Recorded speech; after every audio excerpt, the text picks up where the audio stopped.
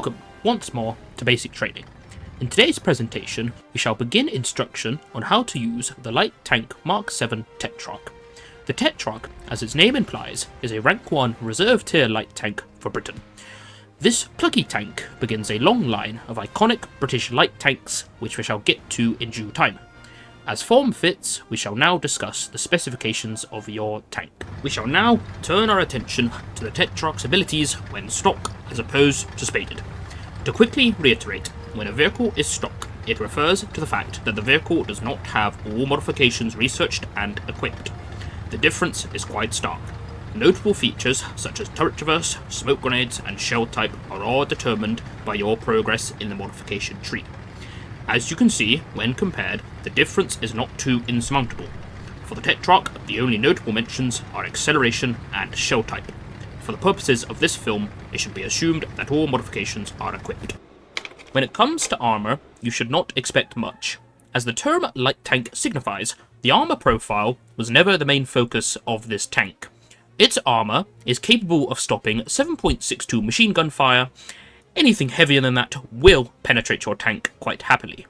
With 16mm of rolled homogeneous armour in the frontal aspect, it actually has a smidgen more protection than our last subject.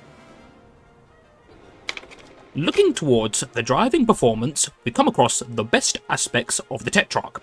With its engine producing 165 horsepower and with a weight of just 7.6 tons, it results in an overall top speed of 67 km an hour or 42 miles per hour, which in comparison with other vehicles of its battle rating, excluding armoured cars, the Tetrarch is only beat in speed by the American M2A2 light tank. Working in conjunction with its speed, the Tetrarch's mobility is acceptable, with a tight turning circle and competent steering, only let down by a middle-of-the-road reverse gear of 7 km an hour. In many circumstances, it is preferable to swing the entire tank around rather than use the reverse gear. As the armament of many British vehicles in the lower battle ratings remains the same, I shan't reiterate the lip service I gave the venerable 2-pound cannon in my previous training film. We shall make this brief and instead discuss an aspect that I failed to mention before. All 2-pounder equipped vehicles come with a shoulder stop stabilizer. This system, in which the gun was elevated by the gunner's shoulder rather than a gear, means that your gunner can maintain a vertical stabilizer effect while on the move up to around 8.9 km an hour. This bonus is of such advantage it allows your tank to have an unparalleled reaction time, as your gun will snap to attention whilst in the process of braking, as well as, due to the limited reverse gear, accurate shots while retreating from the enemy. The 2-pounder really is a rather excellent weapon.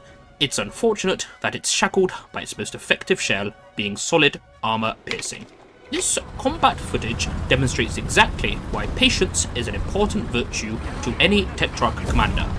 If this tank had rushed out and engaged that passing MH Scott, then he would have left himself completely exposed to the following enemy panzers. Even after the second tank can be seen by its engine smoke as it passes, this Tetrarch does not leap into action. Instead, he waits some more as a third engine sound roars in the near distance. Finally, the time to strike is here. A shot into the Panzer II's side knocks it out in moments. A surprise Panzer III appears from a fallen tree. Both tanks are startled by this appearance, but first blow goes to the light tank. And finally, switching targets to the Panzer III that is still operational nets our commander another kill, and he still has plenty of time to finish off the stricken panzer. In our second clip, we can see our gallant tank bravely charging to engage a prior damaged enemy. Our tank commander knows that the enemy is injured and will only require one well-placed shot to win the day. The opponent makes a blunder in looking too far to his right, allowing the shoulder-stabilized Tetrarch to advance quickly and get his gun on target before the STRV M38 can retaliate. This brazen action ensures victory and allows a flank to unfold against the enemy. 2 enemies are to perish from this flank. An important takeaway is to know what your enemy is, and more importantly, look for his mistakes, and take initiative when an opportunity presents itself. This is what makes a good tank commander. Last but not least, we stumble upon the light tank doing battle against an entrenched Panzer 38T.